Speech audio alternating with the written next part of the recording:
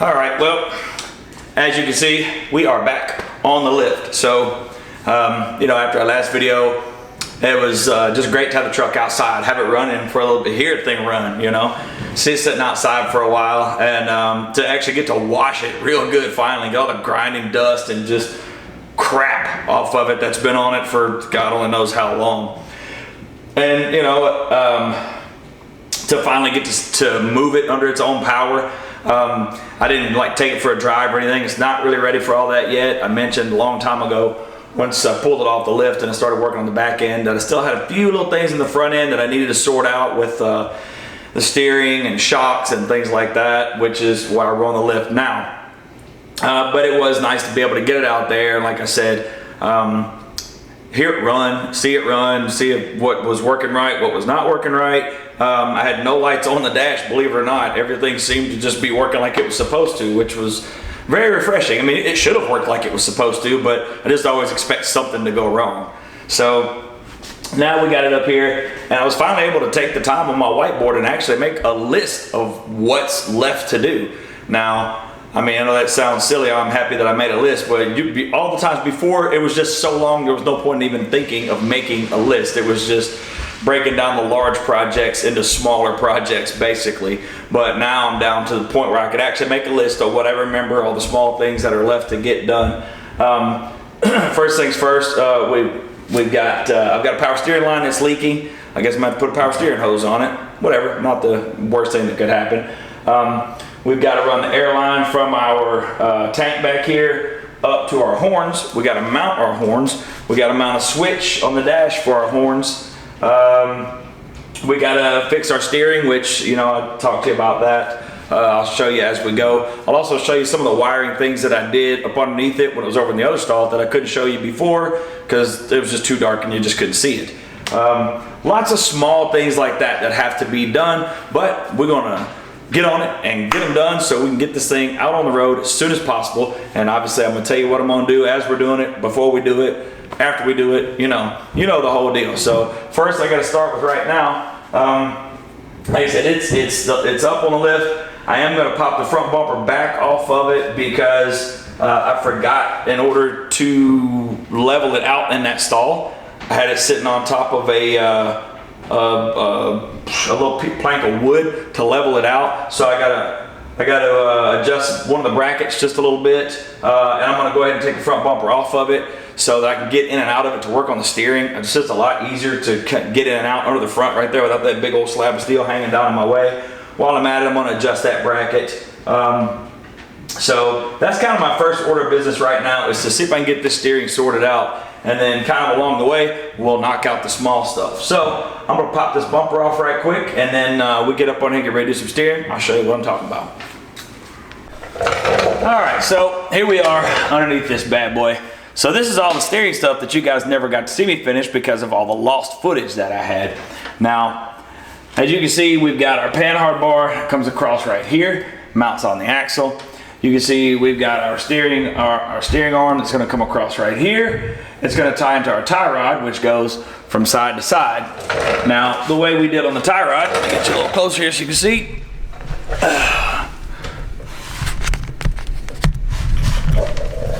All right, so you can see right here, this is our factory arm that was on the knuckle. So I came down because, remember, we had to get low enough to get below the frame and stuff. So I came down, I cut a piece of plate that fitted to the bottom of the knuckle right here. All the paint's all peeled off of it right now because brake fluid leaked on it. I cut a gusset plate to go up in here. You can see that gusset plate right there. Probably should, let me show you the other side. It's a little easier to see because a little less going on in there. Let's see here. Oh yeah, now there you can see that. So this is our gusset plate right here. You see I welded that plate to the bottom arm of the knuckle, welded it all the way to the knuckle right here. Then I brought a flat piece of plate out right here. Got a spacer that's welded in, that's kind of incorporated into it so that our heim joint fits nicely in there. We've got double shear, got a bolt that comes down all the way from the top. That's a grade 8 bolt. Ties everything together nicely and bolts it all together. So now, see here. Now, back to where we were. So, my thought process was I made a saddle that fit right here on my tie rod, and I thought I'll make this saddle. I'll come straight down from my steering arm, and I'll tie it in right there, and as it turns, it'll turn the steering arm, and all will work well. And it does. But there is one thing that I didn't count on. When you've got a heim joint here and a heim joint at both ends of your tie rod can turn like this. Well, of course, as this is happening, it's also turning your tires, but more than anything, it's rolling this up and down, okay? Well, that's bad for a whole lot of reasons, because A, that puts this in a really funky zone. You're turning the tires, which is terrible as well. And also, when it flexes, when it wants to flip up like this, it's hitting the bottom of the bolt and the edge of this, the leading edge of the panhard bar mount right here. So, that is all just a big no bueno. So, what I've got to figure out is how I'm going to redo this. I had thought maybe I might put an S-bend in my steering arm right here and come all the way over and see if I can maybe put another bend in it right here that would curve it in and utilize the same bolt and use the old the old steering arm right there, tie it into that. That might possibly work, but that's a pretty complicated arm to have to make. So I'm not sure about that. I've toyed with the notion of taking and putting an S-bend in this arm and then moving the mount back on the tie rod itself. I'm not 1,000% sure. I think if I put an S-bend in it, the problem is right now, the steering arm is pushing down on the tie rod. So as you want to steer it, it wants to push it down like this because of that angle. Well, if I put an S-bend in it, the pressure will be pushing it directly side to side. It won't be pushing it up or down. Still, I'm not in love with that, I'll be honest with you. I'm not real sure what the best solution is. I'm gonna have to sit and stare at it for a while, no doubt. I'm not totally sure of anything right now. I am gonna come back on the pitman arm where the nut goes on the pitman arm right here. I am going to drill a hole through the nut and the end of the bolt right here. That way I can put a cotter pin in that. That way I don't ever have to worry about that thing trying to work loose. All the rest of this stuff is good. They've all got pinch lock nuts on them and Loctite, and they're double shear. So everything is strong enough, but this just won't work right now. So I've got to come up with a better plan here. Not sure what I'm going to do right at this very moment, but got to come up with something. So I'm going to stare at this a while, and I'm going to draw on my whiteboard and try to get a new plan, and I guess I'll come back to you as soon as I get a plan together. I gotta formulate a plan. See you in a second. Hello, me. All right, so after staring at that front steering apparatus, the drag link and the tie rod and everything for a long time last night, and drawing out 15 different ways and overthinking it, I have formulated a plan. Now I had to get online, I had to order some parts in order to make said plan happen. So gonna be waiting, I don't know, probably a week or two to get parts. I'd say these parts that I ordered, some misalignment spacers and things like that, to try to redo this dude and get it like I want. So in the meantime, while we wait on those parts, I do have a list of other just bunch of little small things that we need to get done in order to really wrap this thing up. Some of it is things that we haven't touched yet. Some of it is some things that I noticed once we got to going together with it, that okay, this is going to have to move, this is going to have to move, maybe a little something need to be finished up, like the park and brake mount. Lots of just little piddly stuff like that, you know, the little things that really kind of hold the build up from time to time. So starting with mounting the air horns. So we still got to run the air line from the back to up here. We're going to get to that. First thing we got to do is we got to mount it though. Now, if you remember, not long ago, when I was doing these lights, I did go ahead and drill the holes and put some rib nuts here up to the back side of the radiator support, so that we should just be able to stick them right up here and kind of bolt them in place, and they should live right here happily in this little area. And then basically we're gonna have, I think it grounds to the body, I don't remember, I'll have to look at it. Nope, it has 2 wires. So we're gonna tie in, I'll run a ground wire. I'll probably just run it down here to this ground with the other headlight wires right here. So I'll run a ground wire down to here. Then we'll run, I'll tie in another power wire and we'll run it up over here, and we'll run it into the cab where our, kind of where the switch box wire and, the switch box wire. There's another wire right through there. What was it? Oh, the power wire for the, no, that's what I just said, switch box wire. Oh, I know, the switched power wire that goes to the switch box. There we go. So, nonetheless, let me grab these horns, and hopefully that kind of goes smoothly and just sticks right up in there the way that I'm planning for it to. So, I'm gonna go get horns and we'll see about bolting them in. So these horns, these are my wish.com specials, if y'all remember. They just came with this little, I mean, kind of rinky-dink little bracket. You just kind of bolt it up there, then it's got a nut and a bolt that goes through from the top. That's supposed to hold it, so, I mean, that's what they sent for it. So I'm gonna bolt the bracket on. It might be a mistake to bolt the bracket on first, but I'm gonna bolt the bracket on first, and then hope that I can come in here after the fact and bolt the horns in from the top. Probably have to get a extension, a country mile long, to get up through here to put the nuts on and hold the top of it with a wrench. But I don't know, we'll see. I mean, it's the worst that could happen. It doesn't work. Won't be the first time. All right.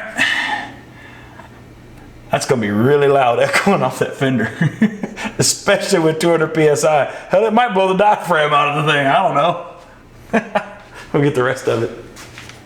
Oh man. All right, so what I did for my airline here is I ordered me a little, I've got a push to connect fitting right here. So I'm planning to kind of bring the airline in over where I brought the other airlines in through the wheel well, and then just kind of bring it up over the top of my inner wheel well here. And there's a hole up here at the top where the wiring for the lights was supposed to come through. That would have been a good idea to put that through there. Don't know why I didn't think to do that. Whatever, it'll work like that. But I'm planning to kind of drop that push to connect the plastic line right through there and go into here. So we'll go hard line up as far as we can, then plastic line it across right here. The only downside that I can think of to that would be that if for some reason this joker, some reason I were to chafe that line or pop a hole in that line, that can drain the compressor all the way down because of where I put it in that manifold, right where it comes out of the tank. So hopefully we never have to figure that out. So now it is pretty cool that the way this thing kind of orientates itself, the longest horns are tucked in here the farthest. That gives us just that much more tire clearance right here. So I'm thinking I'm gonna put the light wires over top of it, and that kind of protects them. And then my line can come right around there. I like it. I think that'll work. Now, it all sounds real good in theory. Now, does it? I don't remember if the bracket goes on top or the bolt. I don't guess it really matters. I guess it's just how, whatever way works best for you. Let's see what way works best for me. Well, those wires will sit under it pretty nicely. Nothing is under stress if I do it that way. Versus if they go over top. What do we got? I don't like it. Alright, so I'm going to sit this guy up and over top. gets them up a little bit higher, out of the way of the tire just a little bit more. So now is one of those times where I'm gonna go ahead and save y'all some pain and suffering of watching me fight with these two stupid wires. So essentially, I'm pretty sure that it doesn't matter which one is power or ground because neither of them is marked. It will work on 12 or 24 volt. I know that because it says so right here on the bottom of the stupid thing. So I'm gonna go ahead and run one of them over here to the ground, and I will run, you know what I'll probably do is I'll probably get my wires and run off my battery, and I'll hit it a time or two to see if I can hit a solenoid click good. Then I'll determine whichever one I want to be power and ground from there. I'm gonna run a ground wire to right here. I'm gonna run a power wire all the way to inside the cab, and then we'll come back when it's time to mount us up a switch. I do think I have a switch over there, ironically enough, from wish.com. Come on. So I'll have to find a switched power for that. Shouldn't be too hard. I'll find some kind of wire in there that I can grab switched power from. And so we'll come back, we're ready to put our switch on. I'm gonna get this ground wire hooked up, run us a wire inside the cab. We'll come back when it's time to put our switch in. All right, so I said when I came back we were gonna wire up the horns. I lied, kill me, whatever. So basically, the truck is up on the lift. It's kind of a pain in the butt to get inside it right now because the door doesn't really open all the way, and I'll have to be trying to work under the dash, and there's just a bunch of bleh, just not cool. I don't want to do that right now. But don't worry, we got plenty more to do. So when I turned the wheel all the way to the left, when the vehicle was at full bump or halfway up maybe, the tire could kind of get toward these lines a little bit and possibly touch them. So I've realized I got to come up with a new plan, and that sucks because I really like how all this came out right here. So what I got to looking at is, you see this kind of wiring harness and this bulkhead right here. There's a nice little area on the back side right here. There's enough room that I can bring these air lines down on the back side and bring them through this little opening right here and bring them down to here. Now, the only problem with that is I'm gonna have to go over, and I'm either going to have to, I'm not sure if I push this in, if I can get the soft lines to release, or if I'm gonna have to take them loose from the hard lines here. I don't really wanna have to take them loose from the hard lines just because that's kind of a pain in the butt. I just gotta clip this zip tie off. This is the main wire that goes back to all the dump valves. That thing, I'll just leave it because I can pull it over to the side and just re-zip tie it on. That's not a big deal. So what I'm thinking is, if I can get these hoses out, I'll have to label them with tape, which one is which, you know, which one goes to, like I'll just label them 1 through 5 across through here. That way I can get them all back in the same spot. So what I'm thinking is, I can take, I think I've got enough room right here. I could drill another hole over here. Best case scenario, I could drill another hole right here. I could put another riv nut in, and then I could tie 2 here, 2 to this one, and then move 1 more over. And I can kind of, or I can just bend all these aluminum lines, bend them where they're over this way, where they'll come over and meet the hoses where they come out right there. And hopefully that'll be enough out of the way. I'm sorry if you were just looking at the back of my head. I did not realize that. Hopefully that'll be enough to keep everything out of the way. Admittedly, it's just going to be trial and error. I'm really not sure what's going to work just yet. I do know that I've got to do something different than what I got going on currently. Now, I've got this flange right here. Now, this is where that factory floor and firewall came down and met right here. Now, there's not really anything there except for where this parking brake cable comes through. So I thought maybe I could probably cut a little slit right there and then just cut that tab off right there. And then maybe I could just kind of beat this around flat so that it would give me a little bit more clearance to kind of angle this up and tuck it all in right here. So that's kind of my plan right now. Hopefully that wasn't all you looking at the back of my head. I guess I'll figure it out when I'm I'm gonna edit it. But I think that's where I'm gonna start right now. I'm gonna see if I can get the soft lines out. And if I can get this one out, then I'm gonna go ahead and label them. Like I said, one through 5, I'll label them all the way across there. You know, obviously I don't know which one of these goes where. And if I can get those out, I'll take these bolts out right here. I'll drop the lines down just enough so that I can make this cut. And then I'm either just gonna cut this off all the way together and put some seam sealer up there, or I will just hammer it around flat to give myself a little bit more clearance there. So I'm gonna see if I can get you somewhere where you can see something other than the back of my skull. And maybe I can sit you right over there. I think I can. And we're gonna get to work. So let's get to it.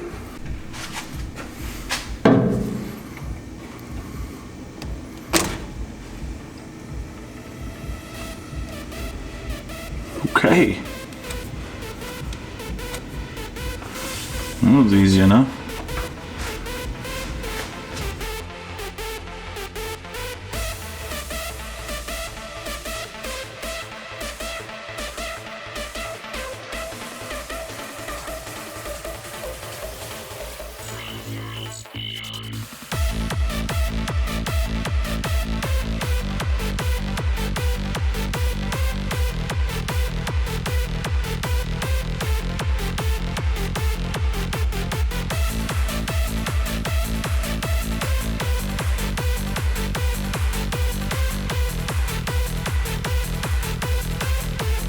All right, well, that actually went pretty smooth, like a lot smoother than I was expecting it to go.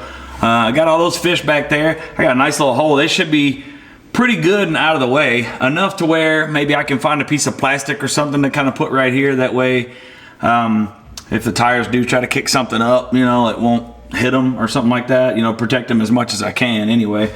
So now I'm gonna go ahead, I'm gonna drill a hole here. I wanna put another rib nut in here. You saw me, I just about screwed up. I was gonna drop all these off and then I thought, well, I didn't number all of these, so that would definitely be a big mistake because then I wouldn't know what went where. I'd have to go back and watch the video. Maybe I can figure it out that way. But actually, so I'm gonna go ahead, I'm gonna drill another hole right here, throw a rib nut in right there. Then I'm gonna try to start moving these guys over and bend them and push them into this corner as much as I can. I'm gonna grab a grinder at some point and I'm gonna go ahead, I'm gonna grind the head off of this a little bit.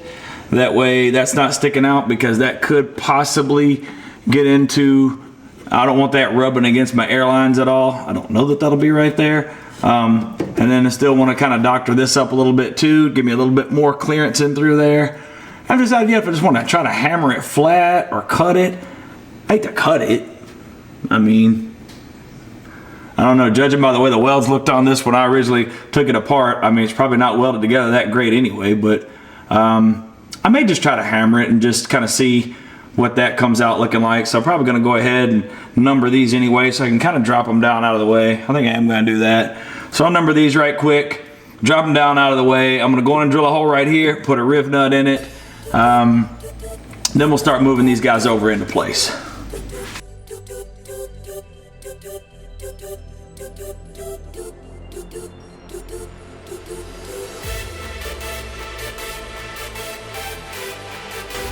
All right, so I thought the camera was rolling. It was not.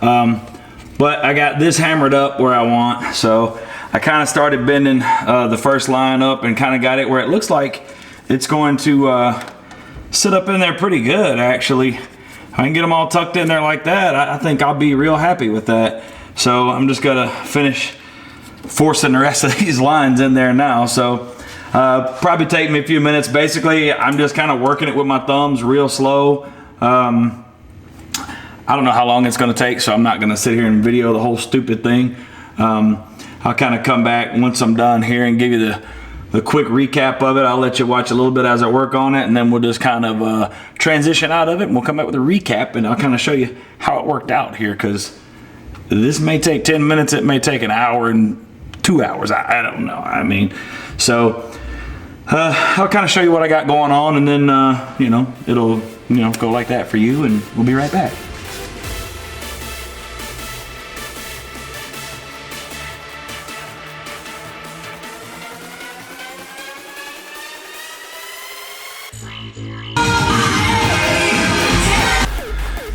Shoo, buddy. All right, so they used to come up right here and kind of flare out like that and go up into here. Now we got them tucked nicely up into this corner. I pulled the 1/4 inch holders that I had on. I put 3/8 because I was able to kind of fit 2 of them in there nice and tight and get them into a much more confined area. Now I am going to get me a big piece of like heater hose and cut it and slide it over top of this and zip tie it. That way, you know, the lines are protected real well around all this metal and everything. And so I'm real happy with how that turned out. So you notice this one is hanging loose right now because I'm going to use one more 3/8 fitting. We got to run our metal line now for our horns. So what I'm going to do is I'm going to go ahead and we'll get back here to the back. We'll get this plug out and then we'll start fishing our line up through here. Basically, I'm just going to do the same. I'm just going to kind of track it and run it parallel to all of these right now and run it right through here and stop it at the same place. Except this one, I do believe, I think I might, or not, I don't think I might. I'm gonna start with my soft line right here and run it all the way up. And like I said, we'll run it down and across our golly, inner wheel well. Man, I don't know why I struggle so much with that. We're gonna run it across the top of our inner wheel well all the way over to our horn. So let's get back here and we'll get, and this, I'm just gonna zip tie off to the side. You see, I could get the 10mm nut to get this out so I could run it inside of it.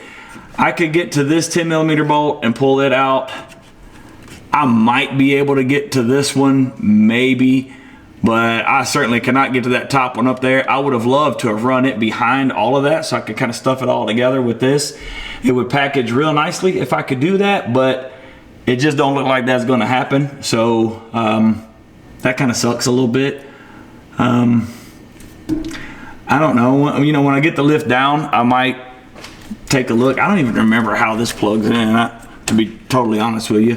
I remember it being a pain in the butt because that having all those wires right in that one little confined area. I would love for this to go behind it. I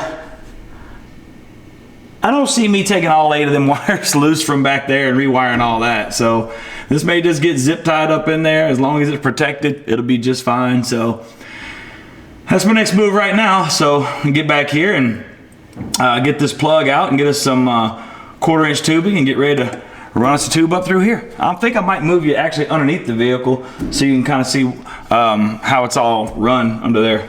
Actually, I think well, for those of you that are just tuning in, you don't know how I ran it under there. So I'm going to show you how it's all ran. All right, so we got to start this deal right here. Let me turn around, see if you can see me here. Whew, a little bit.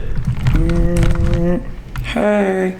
All right, so we got to start this deal right here by first getting this here plug out. Yep, that's not going to work. You know, it's funny. I put this 170 low side, 200 high side pressure switch on this thing. I had a like a 140, 160 on it originally, and I thought to myself, man, I'm gonna want more pressure than that. But then I actually kind of worried that I was like, man, I think that 200 might be too much. I don't know. That's a lot of pressure. 200 psi is a lot. And I thought, you know, I don't know. I wasn't sure what the compressor was rated, like my compressor, what it was actually rated to put out. I don't remember because, I mean, hell, it's been a couple of years ago since I bought that thing. But I was just like, well, I mean, I guess I'll just give it a shot and see, you know. And so when I started the truck the first time, I had the plug for the power to the compressor. I had it unplugged just because I wanted to see. I had enough things that I needed to look at to make sure they were going to work okay, you know, initially, without, you know, having to worry about that thing dragging the motor down or throwing a belt or, you know, just any of the litany of things that it could do to really mess my day up that day when I first fired it up. So I was like, well, I'll just so I started it, and my buddy told me, he said, make sure you let that thing run for 20 to 30 minutes when you start it the first time. So I was like, oh, all right, you know. So I let it run. That feels like it should be tied up, and it's got Loctite on it. So I fired her up and I let it run that 20 to 30 minutes, and You know, everything ran good. It was really good. Then I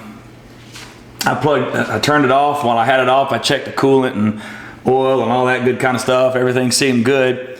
So my brother had come by and I told him, I was like, well, I guess that was the moment of truth. Everything else seems to be going good, so I guess I'm going to ruin my day now.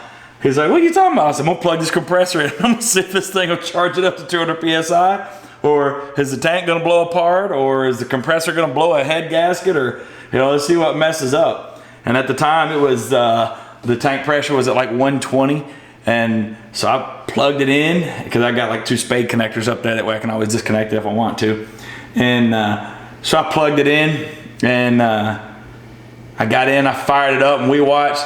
Man, that dude pumped up. I mean, not like lightning fast, but I mean, a lot faster than I was expecting to, man. It ran up to about 205 PSI, and I heard the motor kick down. I was like, oh man, it was working good. So I started looking, and everything seemed good. So, and good grief, let me tell you, I thought it went fast with that 130, 140 PSI that my house compressor would put on it. It would probably, if I just hit it and held it one hard time, it probably bounced the back wheels off the ground. With no weight on the back of this truck, it is so fast back here. The front, super fast. I mean, you just touch it, it comes all the way up in one quick lick. Definitely got to come up with a plan for some shocks up there. I don't know what I'm going to do just yet. I still really want to get shocks on it. I just got to get under there and see what I can figure out. Anyhow, that's going to wrap me up for tonight. I'll come back tomorrow night. We'll get us a piece of 1/4-inch tubing, and we'll make our way up there to the front where those other ones are. So I'll see you in the next clip.